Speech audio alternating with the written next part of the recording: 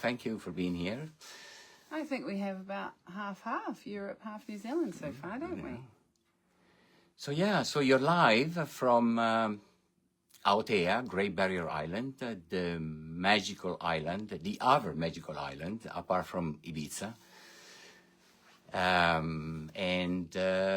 We are here for the presentation of my book, my first book, which is called So I Met 100 Women Before I Met Myself. And why did you write it? What Ciao, Monica. Oh, Welcome. Nice. Hello. So the book is about, you're going to read the book, there's a lot of stories. And as you know, most of you know me pretty well, I like to tell stories. So this is a story, and these are many, many stories that happen to be in my life, that I make happen in my life. Some of them are funny, some you find entertaining. I hope that you'll get something out of it, and at least that it will make you smile. This book has been in the making for a long, long time. Actually, to tell you the truth, is 62 years, or 63 very soon. 62, because it starts literally with the day of my birth, as you will see in the introduction. Exactly. So I'm going to present it very, very briefly, and then I'm going to read the introduction of the book and the first chapter, so you get a feeling of what this is all about. But beforehand, I would like to tell you a bit of a story about it itself, because the book in itself is a story. I did not know that I was going to write this book when I was writing it. The stories that I created, the experiences that I have, came into my life, and then sometimes I wrote things down. I kept a lot of diaries, and then after a while I started understanding that there were so many of these memories that were intriguing and interesting, and I wanted to put them together. But only very, very recently I thought that I could write a book about it and put some of the most interesting stories together in a book. Also, I have to give credit where credit is due. It feels like, I don't know if you notice that during these big ceremonies like the Oscars, people come onto the stage and say, well, I want to thank my partner because I couldn't have done it without her. Well, this is definitely the case. Not the Oscars, but I could not have written and finished this work without the help of my best playmate ever, Simone Giulio. Thank you. Thank you for that. Wow. Yeah. It needed to be said because it's very important, and it's part of the whole story. As you will see at the end of the book, there's a whole chapter about her. But all in all, there are 14 chapters and an introduction, and it's all about experiences, adventures that link my stories to a story of a particular girl or woman that I was with at the time.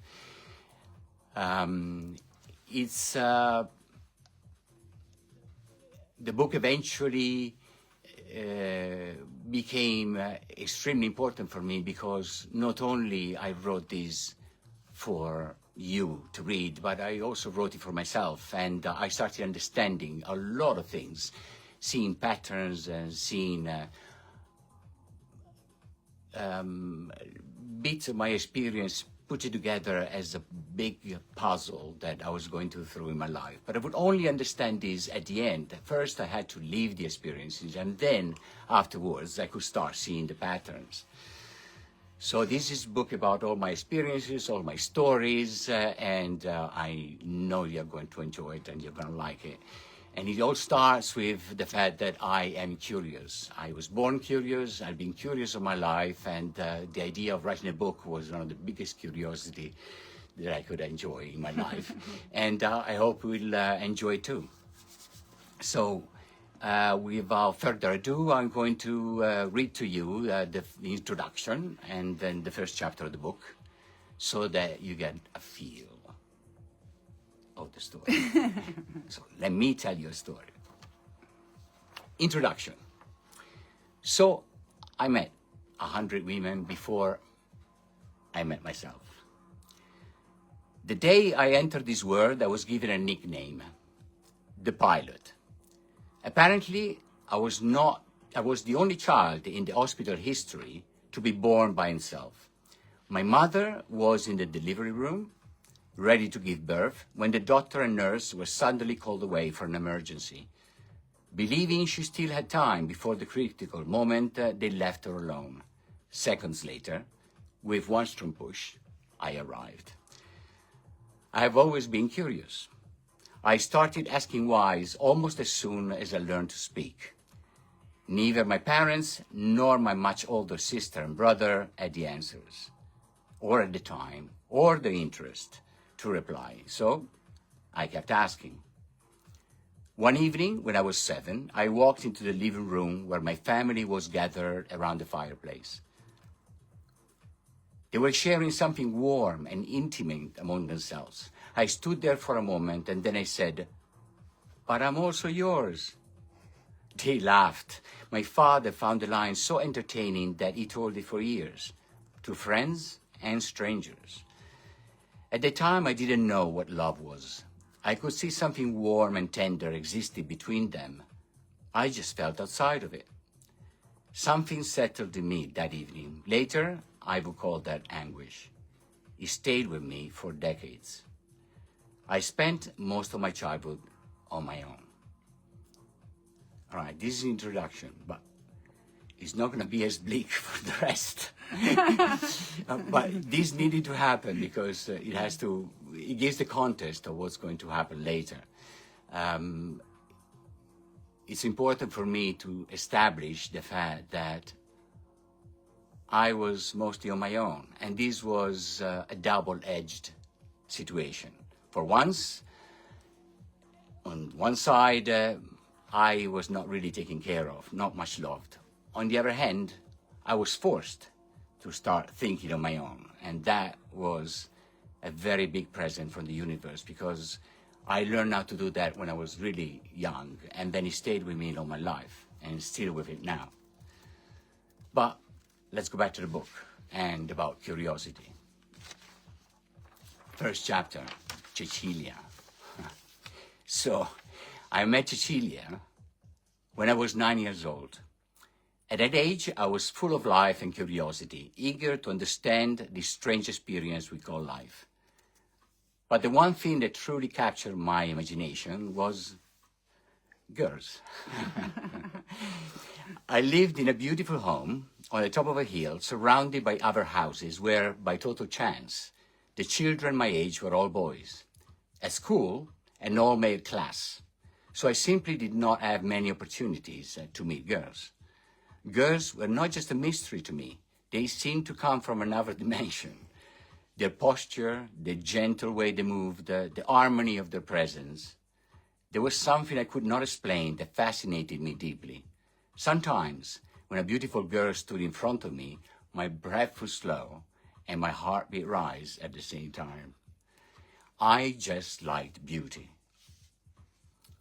The one place where I could finally meet girls my age was the oratorio, a Sunday gathering for children organized by Catholic priests. It was simple, very supervised, and for me, extremely fun. For the first time in my life, I could interact with the ragazzine who fascinated me so much. There were two I especially liked, Cecilia and Manuela. Both were beautiful beyond imagination. I knew one of them liked me and maybe the other did too. My heart would beat so fast just thinking about talking to them. But when I did talk to them, somehow it worked. We managed a few conversations over 2 or 3 Sundays. Then I made up my mind. I wanted to have a story with Cecilia. But now what? I had already taken all my courage just to go and talk to her. What should I do next? How did it work? Where was the next step? She was so pretty, bellissima. Deep green eye, long curly dark hair, soft peach color skin. I wanted to be close to her, maybe even kiss her. I had seen that in the movies, people who liked each other often would eventually kiss. So I thought, this must be the next step. But how and when? And how does one even begin? A slightly older boy from my neighborhood came to the rescue. Friendly, confident, full of personality. I thought he could be my mentor. So I asked him. I told him that if I really liked a girl, I should ask her to be my girlfriend. And if she said yes, then I could kiss her. That's what he said. Simple idea. But it took me days, maybe weeks, to figure out how to make it happen. Meanwhile, school was about to end, and my 10th birthday, the 26th June, was approaching. With my mother's help, we organized a birthday celebration at my house. 12 children, 6 boys and 6 girls. That day, by coincidence, or perhaps not, one of the biggest rainstorms in Torino in a long time was falling. By the time the table was set and the cake was ready, only one car had managed to reach the hill before the rain blocked the road. Inside car were Luca, my best friend, and Cecilia. I was very happy, but at the same time I felt exposed, because now I could not hide among many guests. I had to be present. I don't remember how the next few hours passed, but at one point I secretly asked Luca to leave us, and I asked Cecilia to come to my brother's studio. Was I nervous? I went in first, put a record on the player, and waited. It was a very specific song, a song by Simon and Garfunkel called Cecilia. When she entered, she smiled at me with complicity. She leaned gently against the wall. I walked toward her and said, I chose this song for you. She smiled again. And then I said, do you want to be my girlfriend? She said yes. I said, may I kiss you? She said yes. And so we did. I never saw Cecilia again. After the holidays, she moved to Milano. But that first kiss, how could I ever forget? End of chapter 1.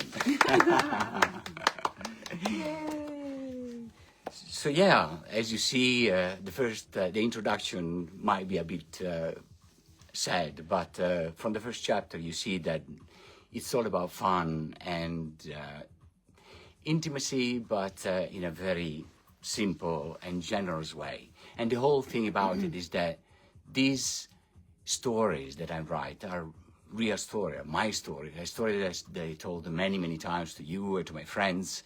And this book is a recollection of them. And then, of course, by the end, there is a couple of chapters about how all of these experiences come together. They form certain patterns and bring to me a certain clarity about what I did and who I was and who I am now. So I hope you're going to enjoy it. Very soon we'll put a link. Yep, I can put the link in now if you like. Please put a link to the page where you can buy the book. Okay. So I met 100 women before I met myself. Okay. And in the next few minutes, if you want, you can we can have some back and forth questions. Hello, Imbar. Thank you, Izzy.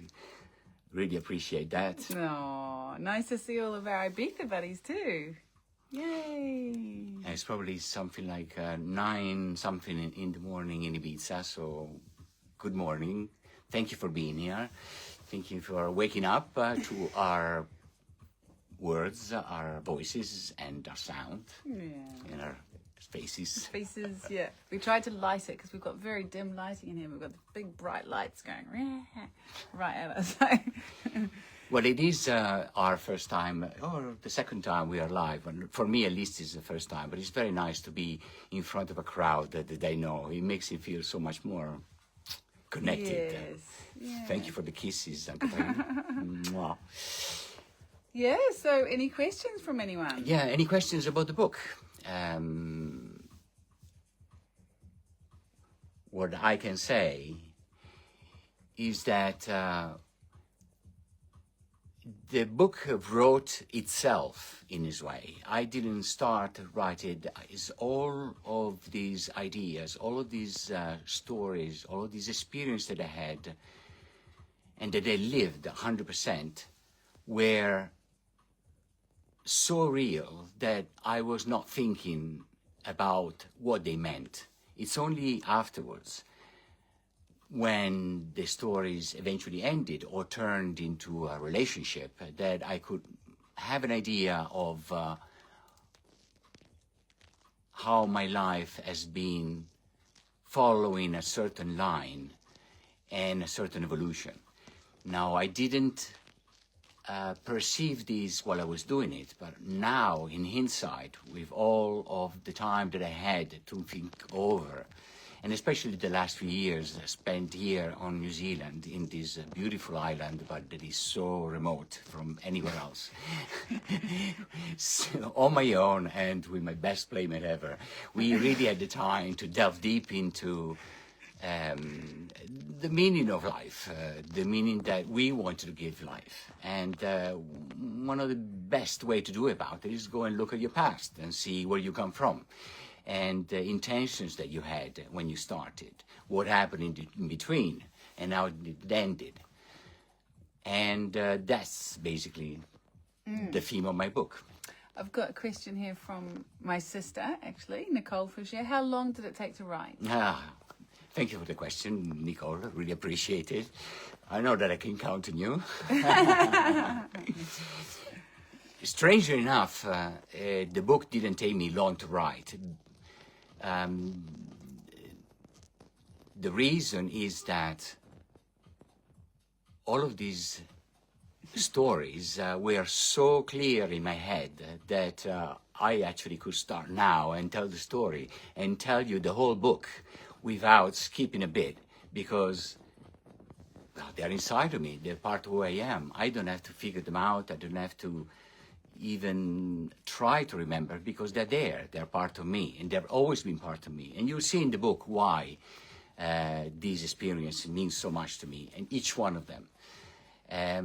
But when it was time to write it down, then it became a bit more complicated, because, as many of you might know, I am a bit lazy when it comes to that. And just writing them took such a long time, and they were scattered on many different books. When I finally decided to write it down, I started using dictation, and that helped me a lot. It just made things smoother. I was just telling a story the way I'm telling the story to you now, and the book wrote itself little by little. Then I could go back and revisit it. So all in all, to answer your question, the book took me about 3 months to write. Mm-hmm. And but as I said before, it took me 62 years. Yeah. Yeah. I think you wrote it pretty fast, didn't you? Once I discovered he was actually writing it, I was like, what are you doing? Oh, I'm writing my book. I was like, wow, amazing.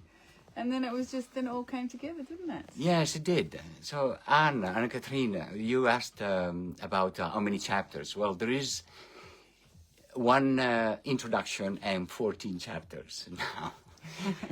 Yeah, not 100 chapters. Not 100 chapters, though it could be 100 chapters. But this book, and this is a very good question, because this book is not about numbers.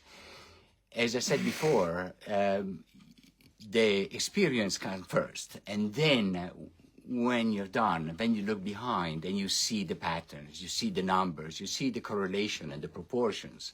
So numbers are very important in a certain way, but they're not important at all. So 13 chapters, maybe 13 girls, actually more than that, but some of them are women that I had a full experience with of life, and some of them are girls like I kissed only once, like Giulia. Some that I wished I could kiss, but I didn't even manage, like Corina. So yeah, 14 chapters plus the introduction, and the last, the 13th chapter is the one where I put things all together, and the 14th one is dedicated to this one. How many pages does the book? Well, I don't know exactly how many pages, but there is about 22,000 words, which is relatively short as a memoir. I know that most memoirs are more than 30,000, 40,000 words, but there's more to it. there is a lot more to it. There is 93 pages, to be exact. 93. There is a lot more that I could have written about it. There is a lot more that I could have explained or clarified. But as I said before, I was not writing the book following a certain lead in my head. The book was writing itself. And when I arrived to the 14th chapter, I think that was the time to stop, because it makes sense.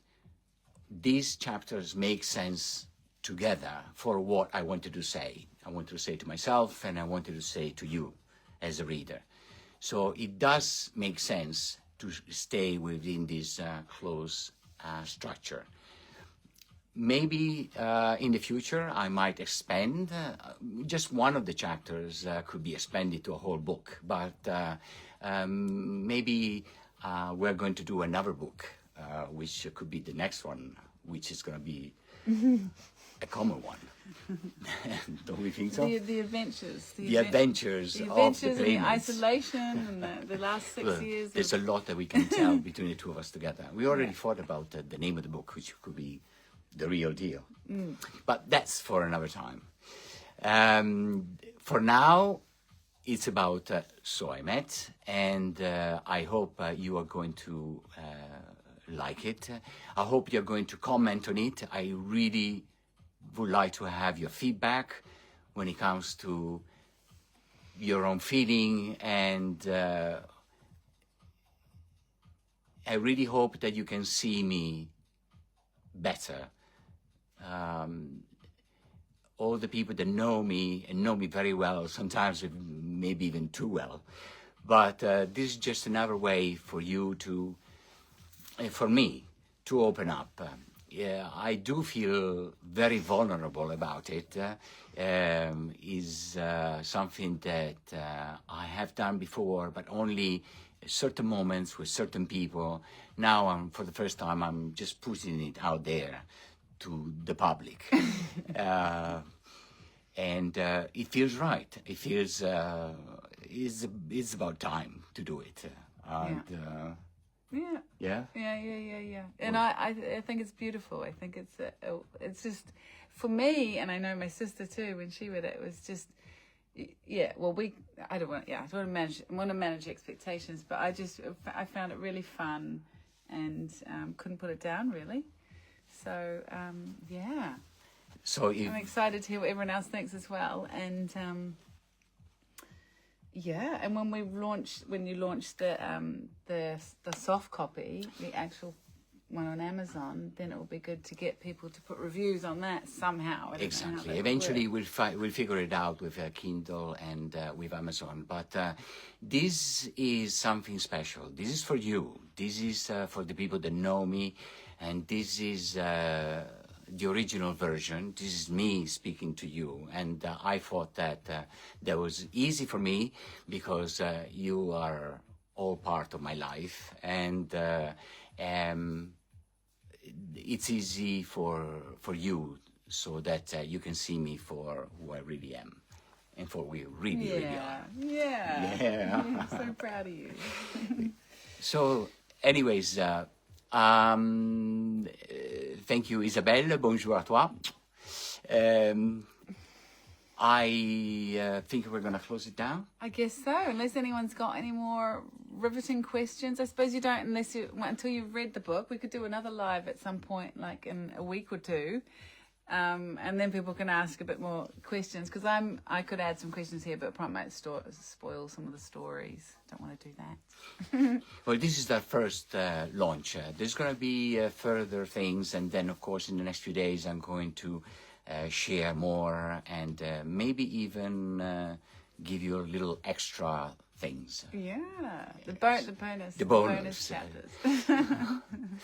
Which actually, there was a chapter that came up the other day that I had never heard, and yes, so well, full of surprises, Giulio. There's always more stories. Yeah.